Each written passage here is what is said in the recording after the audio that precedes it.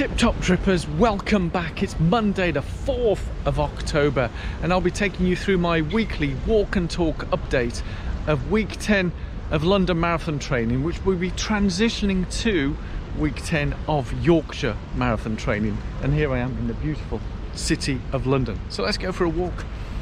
Oh yes guys, this is the morning after the day after, and for those of you who've been regularly watching my channel, you've probably already seen the London Marathon short edit version of yesterday's event, and what an incredible day that was. But I'll be doing a separate update for that because there's so much to go through.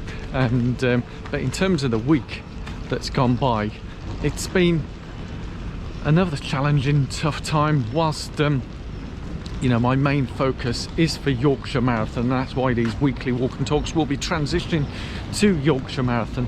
So yesterday was a long slow run, but I did go a little bit quicker, shall we say, than I would normally on a long slow run, and it's certainly the longest distance I've ran in a year, yeah, which would have been my last marathon. And but even with the training runs, with the week that's been happening and the past few months with the vertigo and being ill, would you believe, I mean, in terms of the training runs I've had in the past week, because this is the weekly walk and talk training update, I only had maybe four runs, if you call it 4 runs, but it was essentially a session and an easy run. The other 2 were like short 15-minute activation runs on various days. But the Tuesday when I woke up,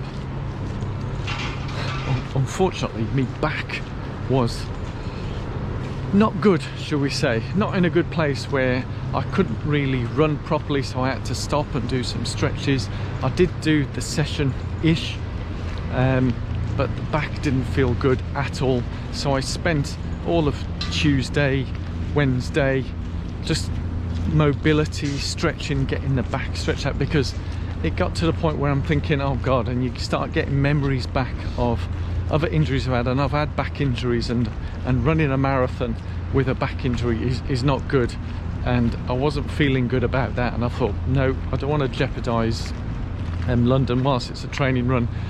It was playing on my mind. And also when I got to the run on Thursday, it was feeling much better, but there's still a lot of soreness there which I needed to tend to, so I continued doing the mobility, the stretching, and oh, the sunshine has come out in force here.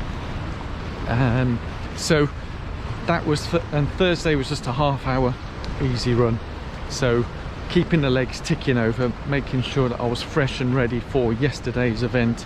And essentially all I had was what I do, and you'll see on the full edit that's coming out later this week, and I know a lot of you said you can't wait for the later edit, is that the full edit.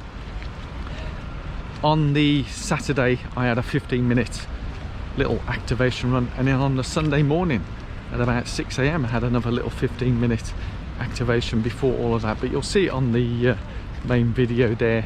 And as I get obviously walking along here, lots of people all smiling, thinking there he is talking to his camera. As I pass here, a bit of famous landmark, Tate Modern Gallery. Yeah, love the skyline. And this is the bridge, Millennium Bridge, across to St Paul's Cathedral over there, just there, St Paul's Cathedral. And this is the famous bridge when it was first built. Was hey buddy, how you doing? Oh, when people recognise you on the whilst filming, hey, yeah, this was the famous bridge when it's first built, before just before the millennium. It was wobbly, shall we say. It was wobbling a lot, so they had to close it and put stabilisers on. I mean, you can see now there's a lot there, but that was just a bit of a add-on to this. I can do a bit of a London history tour as I go along, but yeah, it was a week. I mean, the whole thing leading up to London Marathon yesterday, and it's leading up to the Yorkshire Marathon. It's not been the best of training, but you do what you can do on the day, and Yesterday, wow, as I said, I'm going to do a full review, but all I can say about yesterday, and you would have seen in the summary, it was absolutely incredible. They said it was going to be special and big, but I never realised how amazing it would be. There was massive crowds. I've never seen anything like that. It was at a completely another level. Having done London 3 years ago, yesterday completely different. And it's not just to do with the experience I personally had and the time that I came in and so on compared to 3 years ago. It was just the people. I think with what's been happening with COVID, there's a lot of pent up. I'll just stop here because I'm going to turn the camera to another historical point. I would say there was a lot of pent up. It was like one big party and everybody was just loving it. The spectators, the runners, we were just soaking it in. It was amazing. And as you see towards the end, I think I cried the whole of the last mile. It was just so much was just coming out and gushing out, and yeah, and you'll see more, as I said, on the full edit. But before I finish, let me turn the camera around because I've got another historical piece here. This is the Shakespeare Globe. You know, Shakespeare, the bard from Stratford upon Avon, yes. And you would have seen me doing the Stratford Summer Six. So yes, this is when Shakespeare came to London. This was his theatre. Obviously it's been rebuilt. This isn't the original. Apologies if I'm stating the obvious, but yeah, it's great just coming along here along the River Thames. And I just want to say to you guys, I've really appreciated the past 10 weeks, and there's going to be another update the following week. I'm going to continue the training, so it's an easy week to ease out of where I'm feeling right now. I'm not going to lie to you, my feet and legs are really aching. It might not show my face, but boy do I feel it. And some of you may ask, how did I get in? I did try the alphas, and they were fantastic.